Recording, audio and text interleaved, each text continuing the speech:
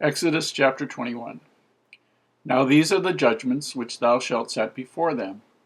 If thou buy an Hebrew servant, 6 years he shall serve, and in the 7th he shall go out free for nothing.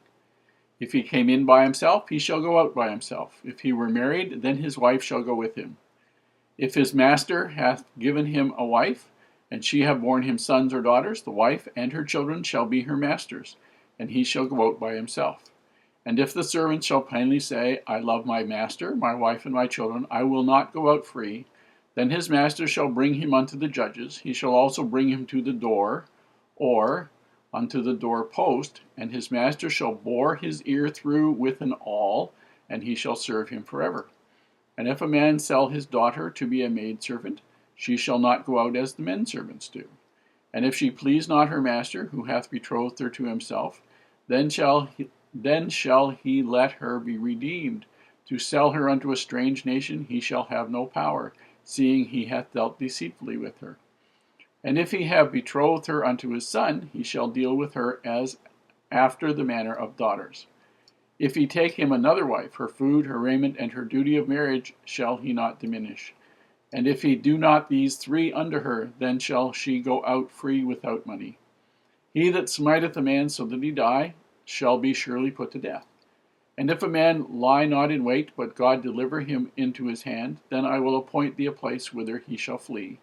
But if a man come presumptuously upon his neighbor to slay him with guile, thou shalt take him from mine altar, that he may die.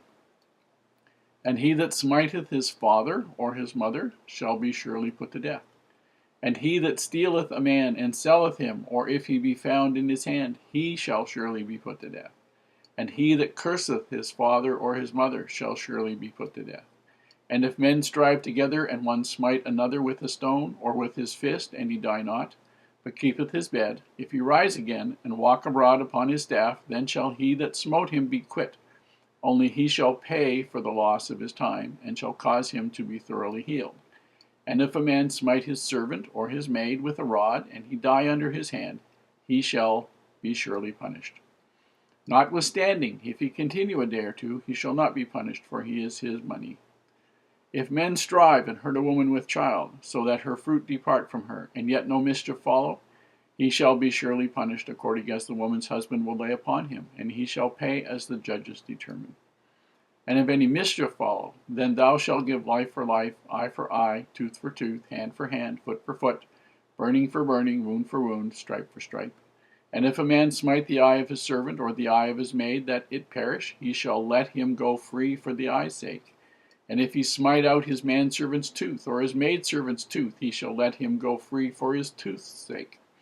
And if an ox gore a man or a woman, that they die, then the ox shall be surely stoned, and his flesh shall not be eaten, but the owner of the ox shall be quit.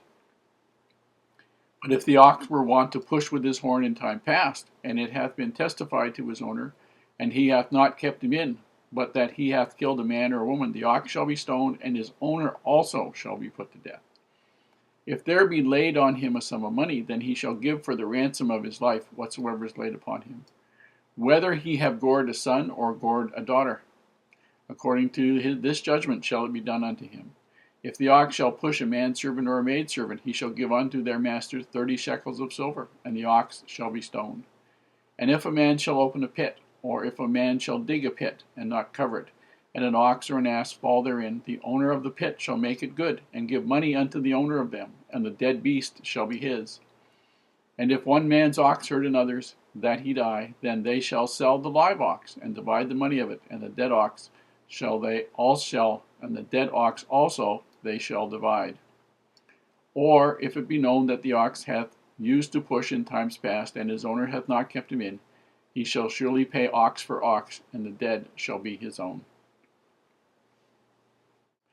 Here are, in chapter 21, we see some of the complications that come about when you're dealing with the covenant people of God trying to live as though they have what I call a blended, mixed, corrupt civilization. They have some of the world and some of the worldly rules and some of the covenant rules. Now, in covenants of Heavenly Father and all the teachings, now all of the commandments that were given previously, all the ones they understood, they knew they were not supposed to be slaves. They knew all of these things. But because the people around them had them, they adopted them. And because they adopted them, they needed to then have rules. And these rules show just how complicated it was in dealing with situations where you couldn't have freedom and couldn't have love be the guide and couldn't have righteousness be the guide. In verse 2, it says, if you buy a Hebrew servant, 6 years shall he serve, and the 7th he shall go out for nothing. Well, what were they doing buying people? They shouldn't have been doing that. That was not a righteous thing to do. If he came by himself, he should go by himself. The master gave him a wife, and she's borne him sons or daughters, then the wife and the children shall belong to the master, not to the man.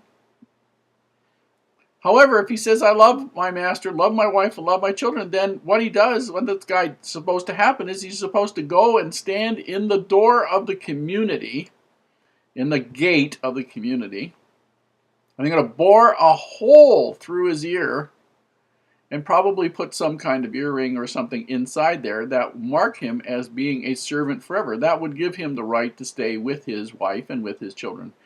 But it also meant that in order to get him to stay, he would be given a wife and have his children. But that would mean he would be a servant forever. And in verse 21, in chapter 21, verse 7, if a man sell his daughter to be a maidservant, you can, these people, they visualized that this was acceptable for a man to sell his daughters. Sell them. Not find a job for them, so just sell them. She shall not go out as the men servants do. There were certain cultural things that were appropriate there. If she please not her master who hath betrothed her to himself, then he shall let her be redeemed. To sell her under a strange nation, he shall have no power. Well, obviously that meant for other situations, he could sell other people unto strange nations. These laws, these rules are morally corrupt, offensive to God, horrible to even read and contemplate, things which we could not do, and they come about strictly because these people had adopted the manners, the rules, the lifestyle of the Egyptians, of the Assyrians, of the Babylonians, of all the people that were around him, and that's how they did it, because they were not something that were allowed by God, but God had to deal with Moses, who had to deal with the people who were doing these stupid things time after time after time after time. If a man come presumptuously, verse 14, man come presumptuously upon his neighbor to slay him with guile, thou shalt take him from his altar, that my altar, that he may die. These are the death penalties. If men strive together and one smite one another, in verse 18, with a stone or with his fist, but the guy doesn't die, but keeps to his bed. If he rise again and walk, then the guy who did it shall pay him for the loss of his time and shall cause him to be thoroughly healed, but he won't be killed. If a man smite his servant, verse 20, or his maid with a rod and under his hand, he shall surely be punished. If men strive and hurt a woman so that she aborts her child, and yet no mischief follow, it says, which means that she doesn't die, and she can have other children, he shall be punished. And whatever the woman's husband will lay upon him, and he shall pay as the judges determine. These people viewed life as a commodity. Absolutely horrible to behold. They viewed life as a commodity because the people around them viewed life as a commodity. And there were trade-offs. And it was just incredible what happened. But the point is, these people came with this. This was the kind of stuff Moses had to make decisions on. This was the kind of things they had to leave behind. And in order to become a nation of priests, they had to follow the Ten Commandments as the basis of their life, so that eventually these things would be all done away with. It just boggles my mind that these people figured that this was okay, but they did.